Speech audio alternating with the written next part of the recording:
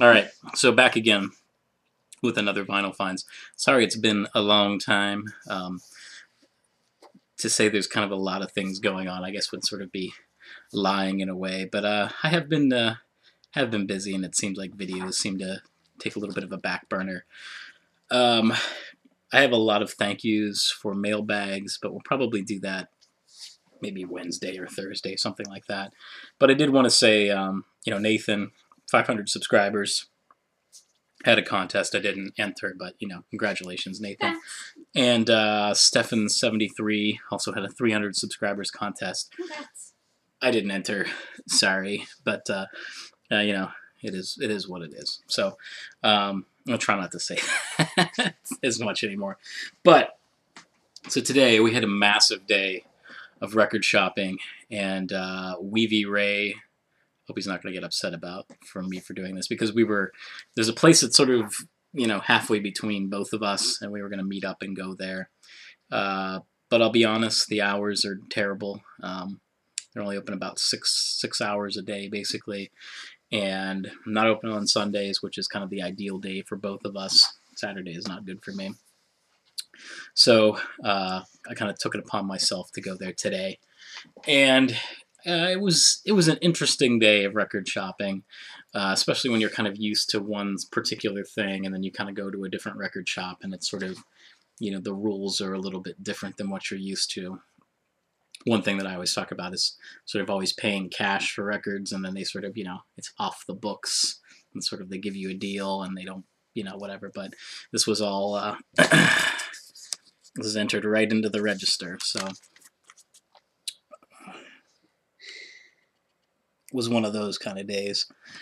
But anyhow, just wanted we got some awesome stuff. So we both got a couple records here. So I will start. So let's talk about a little bit about the record store here first, though.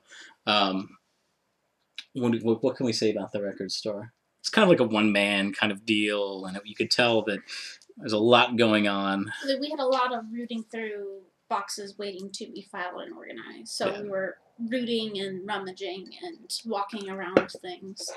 And also, not much of the building was open, where we thought it was going to be more open. Supposed to be to look through. Several floors of records that sort of is what the website promised. And we really had Lies! Liar!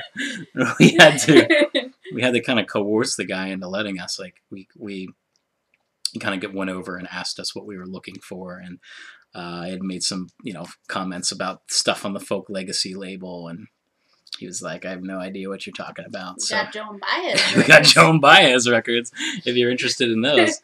You and everybody else, sir. But we did find some pretty cool stuff, so, but it was, it was an interesting day, and I definitely feel like, this is... I'm probably going to have a cold tomorrow, I have a feeling, after we looked through some pretty sketchy, dirty boxes of records, but came out with some gems. There was one thing that I noticed, and you'll see I got one record from this, but there was a lot of stuff from the Elektra 4000 series, which, is sort of a, kind of on, on the back burner, but they were sealed, like brand new records, and they were like $15 a piece and all that, and it was, I guess they weren't in the best of shape. That kind of makes sense now that I think about them all. They were all kind of, even though they were sealed, they were all kind of like... I don't think I got a good look at them. Not like were they a little banged up? We'll start with that one first. No, I mean, there was, they were a little sketchy. Here's a good example here. This is Roxy. I mean, it's kind of, I don't know, maybe we'll take the plastic off and find out. So Roxy sort of became the Whackers. But they had a lot of stuff. Earth Opera, Rhinoceros, Gulliver, Krabby Appleton, all sort of those kind of power pop bands that came out on the Elektra 4000 series. But this was one of them, and this is still sealed. So I was kind of excited to get that. But 3 for 59 cents. That would be how you would take that. It was not 3 for 59 cents. Only in the perfect world. But that was one of them. 3 for 59 cents. Yeah, seriously. Here's one here, Lightning Hopkins, Blues in My Bottle. Almost looks like it's on the Folk Legacy. Could be a Folk Legacy record, but it's not. This is a repress, but really cool stuff. Lightning Hopkins was one of kind of some of the first blues records that I ever owned, so this is really cool. Yeah, absolutely. What else here? We got Love, False Start. This is on Blue Thumb. Just an absolutely pristine copy of this. No ring wear or anything, pretty much. Just a little tiny bit at the top, but other than that, just an absolutely pristine. This one, of course, Jimi Hendrix appears on, so this was sort of one of the last albums that Love did before Arthur Lee kind of did the solo thing. Here's Permanently Stated, John Fred with his Playboy band. This is not the one that has Judy in the Sky with glasses, but just cool stuff. Big fan of these guys. You know, Sunshine Pop, what you're here for. Here's one. This was actually kind of a beat-up record, but he gave it to me for a really good price. This is Beast. This is on the Cotillion label. Looks like a Jackson Pollock on the front. But there's, I noticed there was kind of some things in here. There was one song called Cannabis Sativa L, which, you guys know what that means.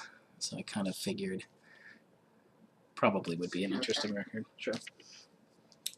Here is Appaloosa, which very kind of an interesting band. These guys were all sort of, I don't think that there was, trying to think of what all these guys played here. Kind of, alto sax was played by some of the guys. This is actually produced by Al Cooper. I guess we'll kind of start there. But some of the guys that were in Blood, Sweat, and Tears actually kind of are on this album. So most of these guys, I think, were around 18 or 19 years old. They weren't really that old. But sort of a, in the vein of Blood, Sweat, and Tears, without sort of the huge brass arrangements. So, fits right into that sort of psychedelic genre of sorts. This is a group called Truck. One thing that popped out to me real quickly here was this one, produced by Dewey Martin, which Dewey Martin was in Buffalo Springfield. So, get those subtle clues. This one's for Jeff and Teddy. Teddy, he just used to show me this record on a regular basis, and I saw this record today, and it ends up, it's not the one that he had, but apparently they use the same artwork on it, but it's like the second one, and that band is Madura, which this isn't, the one he showed me was sort of like was a gatefold, but they used sort of the same artwork where they had Maduro was in the field there. But pretty cool stuff. I think if I remember correctly, it sort of sounds like a sort of a Steppenwolf kind of sound to them. So I was excited about that. And of course, it's a radio station copy. On cover. Yep. Yep. Here's the box tops with Cry Like a Baby, which is the only one that I didn't have. So, and liner notes by Mark Lindsay. I'm sure you don't have that one. Yeah, I don't. I have the letter, but I don't have Cry Like a Baby. I'm pretty sure. Yikes! I'll have to check. I don't think so. Looks familiar. I have it on CD, so maybe that's why. Disregard. This one was pretty cool. It's by a band called Election. Again, this is another one that was on the Elektra 4000 series. And funny story about this. So Sam was like, "Oh, check this out. This looks pretty cool." And I was like, "Oh, hey, that's one of the ones that I'm looking for." And so I go and take it up to the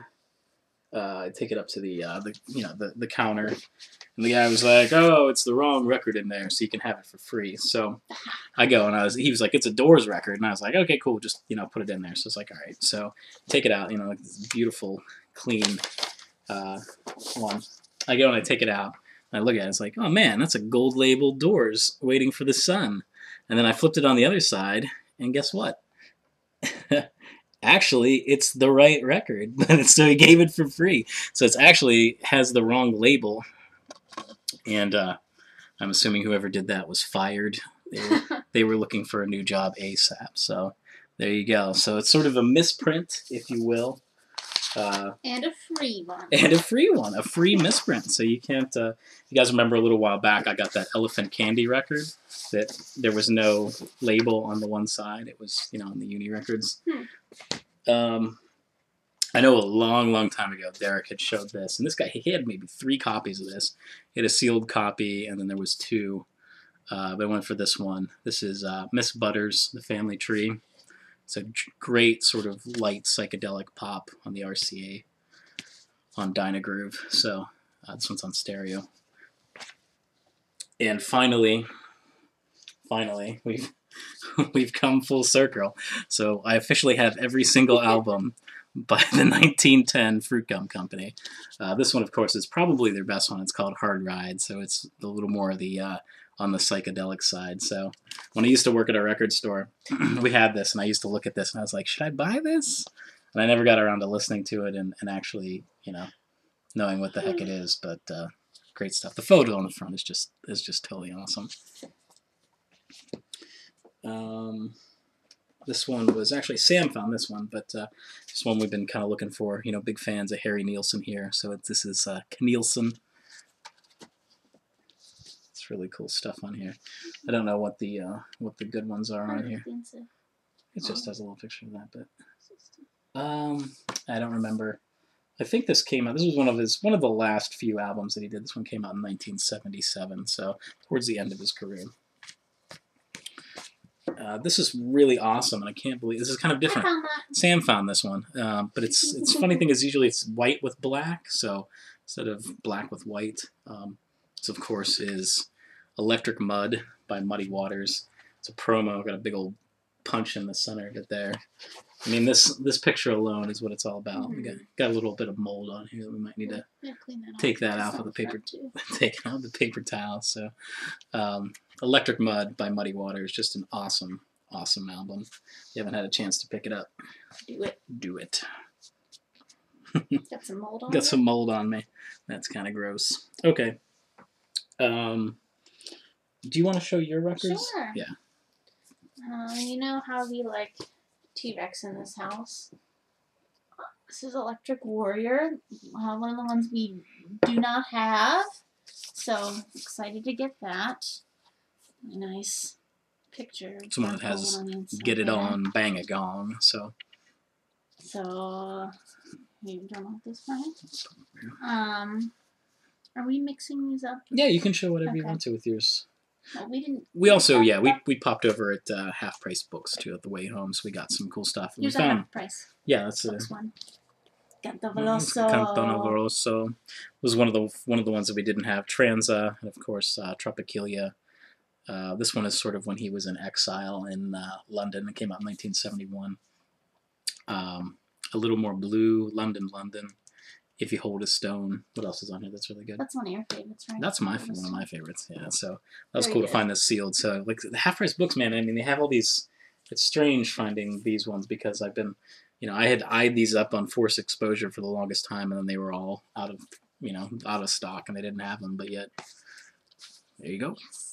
Who knew? This one we got at the one record store. I was really excited about it. Kind of reading the back. It seems like it's going to be a really folky, pagan weird folk kind of thing. I guess it's a the Circle Collective. What is it? Oh, Natural Spirituality Movement. So kind of like a back to earth pagan kind of thing. So I was like, yes, this is going to be really cool. Not so much. Yeah, guy's like a crooner. He's like it's like Dean Martin with acoustic guitar. I would say. But what's really funny is Sam looked this up on Pop Psych, and how much was it going for? Like $75.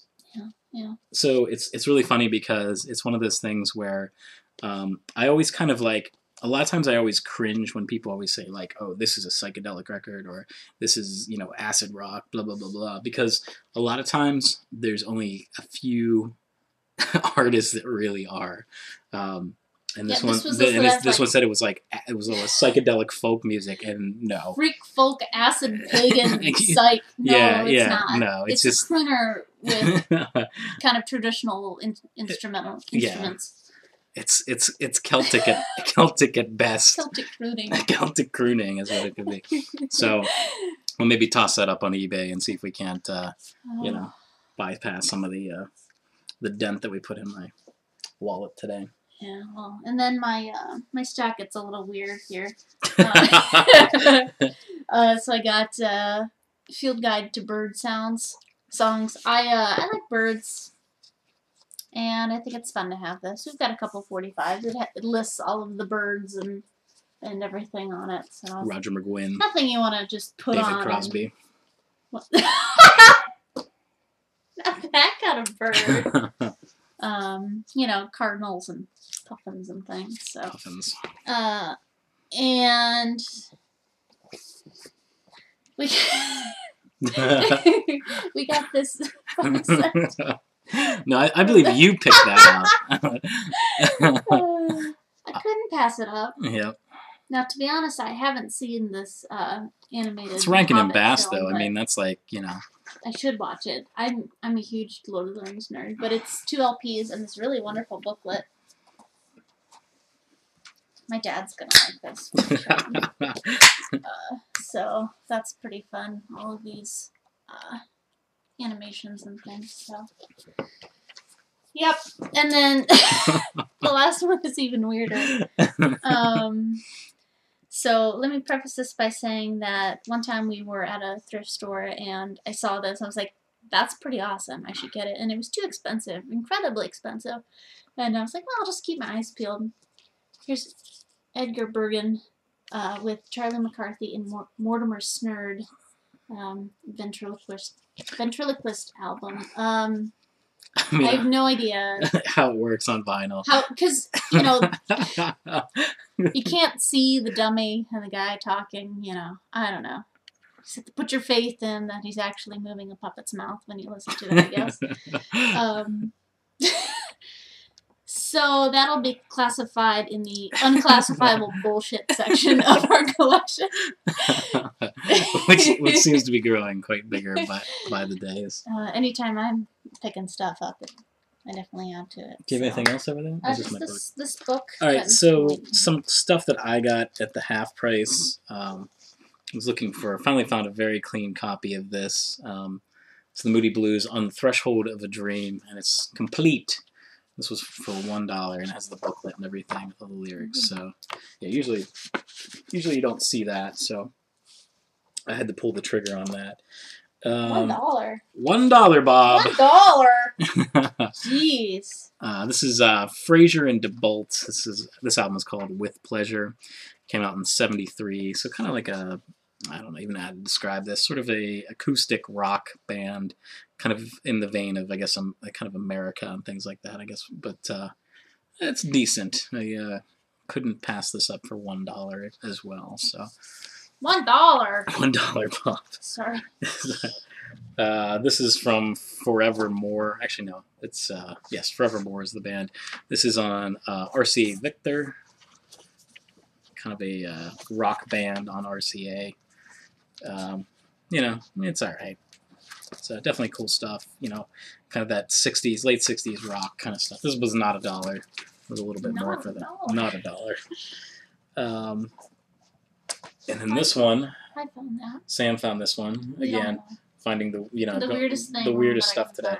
This is the Reverend Ian Mitchell, and it's the American Folk Song Mass, which the cover is fantastic, but I don't think they were, you know, Reverend Ian Mitchell was dropping some I doubt that. dropping some of Owsley's finest, but it's I don't know, we're kind of into this whole folk thing, as I will kind of explain here in a moment for you guys, but I don't know, just for $1. For $1, listen. Yeah. Curio. This is one that I've seen for a while, and I just sort of, for $1 again. This is Waylon, the Rambling Man. This is sort of the the outlaw country.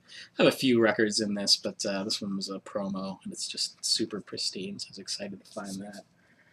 And then the last two, these kind of go back to the record store. We did find some stuff on the Folkways label, which we're kind of, since we've been getting a lot of the folk legacy stuff and listening to a lot of traditional folk music and field recording music and things like that, we've kind of dipped our cup in this as well. So we found some really cool stuff. This is Dulcimer Songs, sung and played by Paul Clayton, which, if you remember that box set that I showed a couple, probably, I don't know if it's the last Vinyl Finds or maybe 2 Vinyl Finds ago, he had done some of the liner notes. This, of course, is on Folk Legacy, so you get the, the reading material that goes along with it as well. If I can remove it from the... Those are just in great shape. Yeah, they're really good, and I mean, you keep in mind, some of these are like late 50s. This is what America's all about, and this is kind of where I'm, in a way, where I'm kind of going with this whole thing. But, you get the whole little booklet that comes with it as well. We also got mountain music played on the auto harp. So, which is really great. Yeah, it's really good. We're just listening to this. So, I guess, in closing, I have one more thing to show here. But, in a way, that's what I've been really working on a lot and doing a lot of research on folk music and these artists that are recording for Folk Legacy and the songs that they're covering and, sort of tracing the lineage back. So, it's interesting. I mean, it's definitely a historical point of America, and that we all have our histories on where we come from and who we are, and it's interesting for me for some reason. I really find folk music kind of interesting, and it's sort of the passing down stories from the elder generations, and I'm trying to think of the best way to sort of say this, but I mean, for me, it's something that I put a lot of effort into it as of recently, and I kind of start discovering all these things that it's just a big, it seems like there's all these different facets to folk music and the people that recorded folk music and things like that, but it is a very... May the circle be May the circle be unbroken. You really find yourself coming back around again and again and again. And I mean, it's a great example was we were watching Oh Brother, Where Art Thou, which is a great movie, sort of about that time period, even as sort of as a comedy and things like that, the way that it's portrayed. If you haven't seen it, it's fantastic. See it. Yeah, and it came out 10 years ago or something like that. It's funny, it has wonderful music, the cinematography is awesome, and the actors are great. Yeah. And really funny lines that you can joke with. But the thing is, though, it portrays an era of America that it was very true. The Parchment Farm, with the prison camps and things like that. And a lot of the music that we have today is really stuff that has come from that. So what I was going to kind of go into, there's a song in there called I'll Fly Away, which was recorded by these two girls that were, they were twins, basically. This was recorded when they were probably, I think, like 16 or 17 years old. So, I hear the song come on, and I was just like, I kind of looked it up on Wikipedia, kind of like looking up about the song. And I was like, holy crap, Sam, we got the one box set. Here it had like their whole entire album that they recorded, and that song was on there. And I'd heard the song, but I didn't really make the connection on, oh, that's, I heard that in Oh Brother, Where Art Thou. So as I'm looking and I'm going along, I find out that the one lady got married, and she actually recorded an album on Folk Legacy. So it's just we have it. And we have it, we yeah. Turn around like, we're like, oh my God, it's right there, So it's been interesting. So I've been really researching and putting a lot of effort into this, and the blog has fallen a little behind, but I guess it's for a good reason, because it's now I feel like when I'm actually going to do the blog post, that it's going to be something where I feel like I'm actually, it's not just like, oh, I just searched all this on the internet. There's going to be more information on it, more, see also kind of thing. So, but I got this today at Half Price Books. It's called Best Love American Folk Songs, which was written by John and Alan Lomax, who, that name basically, Alan Lomax is, the reason why a lot of these songs, why you have Woody Guthrie and you have Pete Seeger and, you have, and so on and so forth, basically. These guys pretty much recorded all this music. They kind of went out and they were kind of commissioned by the government to go out and collect these things for the Library of Congress, like for Folkways, and not really make a profit off of it. But the way that it happened, you know, a lot of these people that went out and did field recordings ended up indirectly, you know, preserving this music, you know, when really all that they wanted to do was make money, you know. But these things, like, you know, if you have any of the old blues, you know, Blind Lemon Jefferson, Robert Johnson, all this, you know, all the old stuff, really the reason was because they were trying to make money. They weren't trying to preserve this part of history and everything like that. But these guys pretty much went out, and all these traditional songs that you hear, like John Henry and, you know, Dink's song and so on and so forth, like all of those traditional songs, they went out and they pretty much copywrote. So this is kind of a testament to that. So, you know, really where you see these songs that say, oh, well, you know, hey, that's a traditional folk song, but it's copywritten to Alan Lomax, and the reason why is he was the first person that sort of documented it. So kind of underhanded, but at the same time, you know, his in American music, in the history, the lineage of American music, if it wasn't for this guy, you know, who knows what the heck we'd be talking about right now. But this book's really cool because it has little books of history. It has music sheets. So if I want to get out the old guitar and play myself some Streets of Laredo, it can be done, folks. Done. So anyhow, have yourself a great rest of your week. We will see you very shortly. So see you around. Bye.